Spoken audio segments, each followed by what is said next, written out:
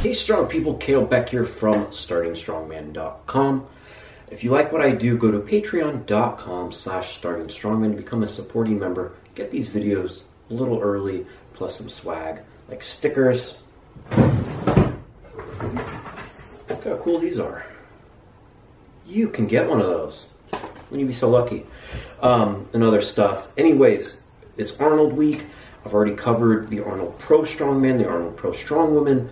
I'm going to be doing updates day one, every day, every time something happens at the Arnold, I'll be filling it in with a bit of insight and little commentary. So today, I'm going to cover the Arnold Amateur World Championships. It's a contest I've competed at twice, back in 2013 and 14 as a lightweight male, which means under 175 pounds. Those are the first 2 years it went on.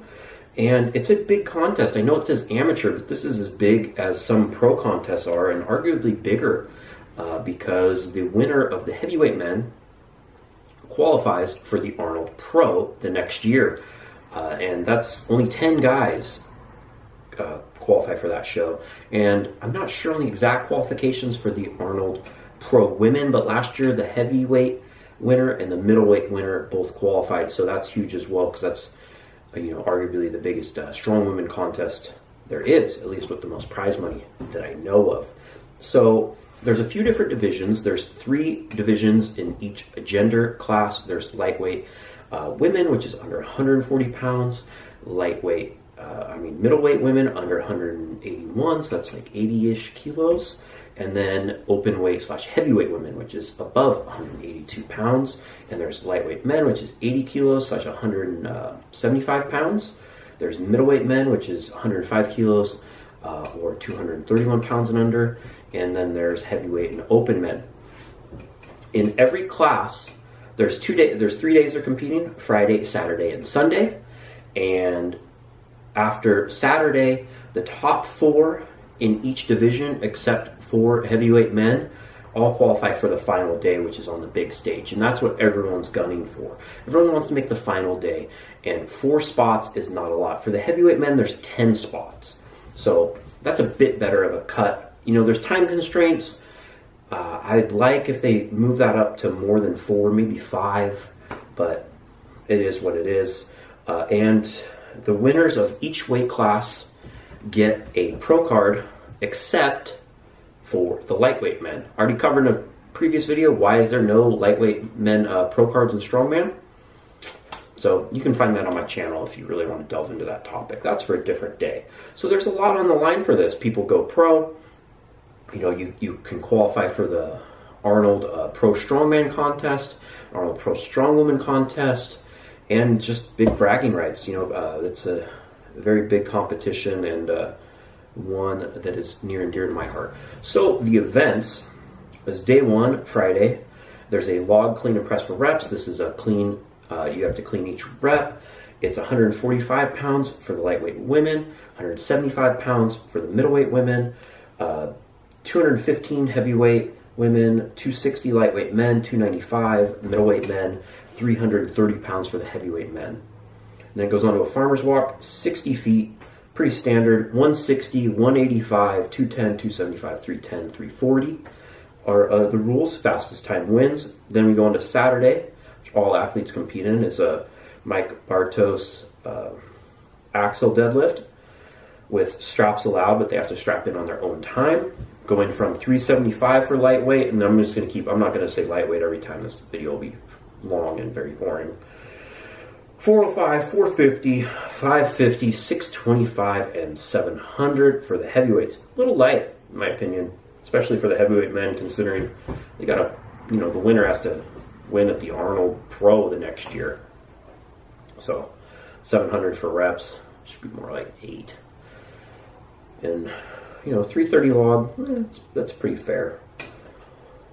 So then we go on to a Mauser block, carry, and Bartos hand over hand pull. So we'll be carrying the loadable steel block by the great man himself from West Virginia, Paul Mauser, into a Mike Bartos sled that they're doing a hand over hand pull, not seated.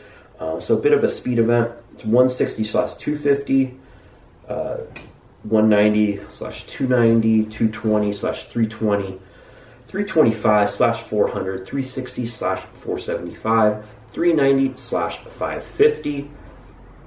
After that, there's 75-second time limit. That's going to be a speed event. It's very similar to an event we already saw at Amateur Nationals. I think slightly heavier, and we saw some fast times on that.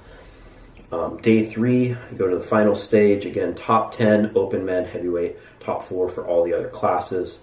There's a mystery event, which they announced was going to be a side handle frame deadlift.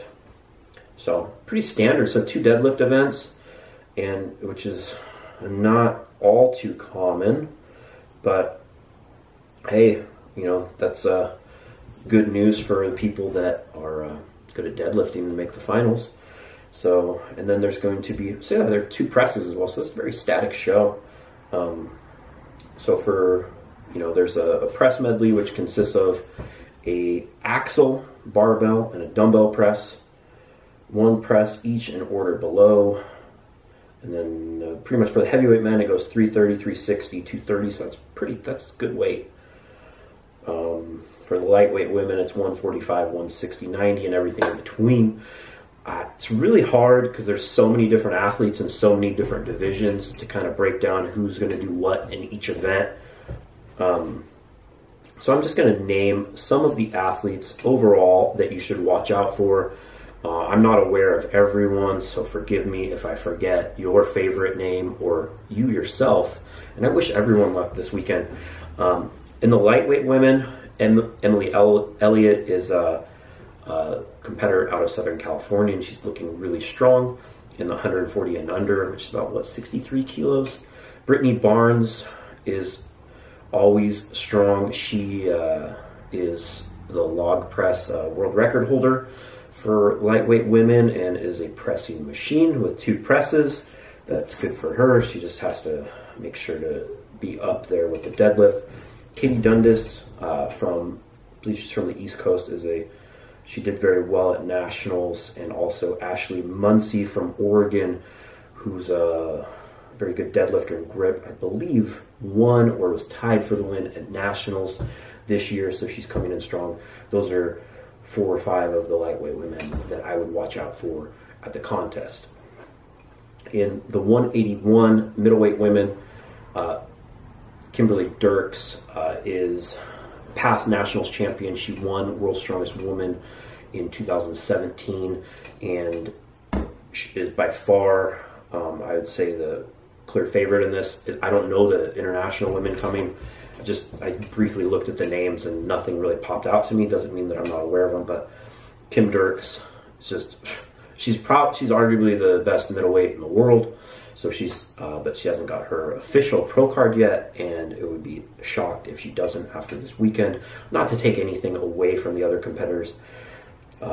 Hannah Lindsay out of Louisiana, I think got second at World's Strongest Woman behind Leifa Engels this past year in 2018, and she is just improving so quickly, and she will give anyone a run for money. Lyndon Reed is always right up there. Jody Kennedy, I think, won Nationals or was in the top 3 and is improving, I believe, trains under Kim Dirks. And I have to throw out second place at World's Strongest Woman in the lightweights. My client, Alyssa Anderson, is moving up to the middleweights. We decided on that. And with 2 deadlifting events, I think that really suits her. She can pull with any middleweight in the world, despite being about probably 20 pounds less than everyone at this point. Heavyweight women, Tiffany Drake is a static monster. I believe she's out of Virginia or West Virginia. And she, as long as she can keep up in the moving events, there's pretty much 4 deadlifts and presses, so that's looking good for her. Melissa Edwards won Amateur Nationals, I think, and is just steadily improving and should be putting up a good contest. There's other contestants like Joey Schmay, who won California Strongest Woman in the past, and Masters Nationals should be up there, along with plenty of others. In the lightweight men class that I'm used to, I look out for Richard Yu out of Florida.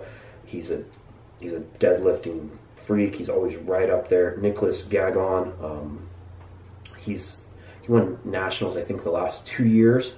And Guy Fulton, he's taken a little time off, but he has over a 300-pound log press in training and just pulled a 700-pound deadlift at 175. So he's looking as strong as anyone. And middleweight men, pretty much look out for anyone who's from the Ukraine or Poland. They always have crazy middleweights, along with Jordan Donaldson. Jordan Donaldson won amateur nationals this past year. I always like Bob David with the big beard. He's one of my own favorites to watch, or just hear him complain about log widths on Facebook. Joshua Lees just did very well at the World's Strongest Logger contest as in the open weight class. So he's going to do well. Heavyweight men, this is a huge class. Marcus Crowder is a phenomenal athlete, looks really strong. I've been recently following his training on Facebook. He's not the biggest heavyweight in the world, but I think he was at the World's Strongest Logger contest and held it down for sure. I heard he had a blistering frame run at amateur nationals. Bobby Thompson was right up there at the Giants Live official Strongman games. Anthony Furman is going up to heavyweight for this, and he was in the top 10 last year, and he's only stronger. World's Strongest Man under 105 kilograms. Also, Troy Bennett, which also is right up there in the official Strongman games, should be right up there. And Marcin Sindwicki is another 231 moving up. He's a former World's Strongest Man under 105 kilos, I believe, out of Poland.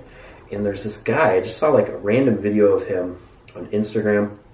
Ivan Makarov deadlifted like off some slight mat, so not quite contest at over 1,000 pounds in his training. It is just a monster, 460 kilos.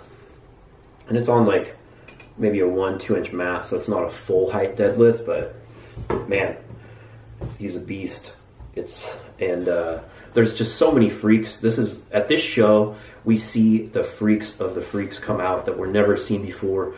This is where Hafthor Bjornsson got his start. This is where we saw Mike Burke, Mike Jenkins, so many pros that are all that you know and are just staples of the strongman scene. Mariusz Kielzakowski we saw here.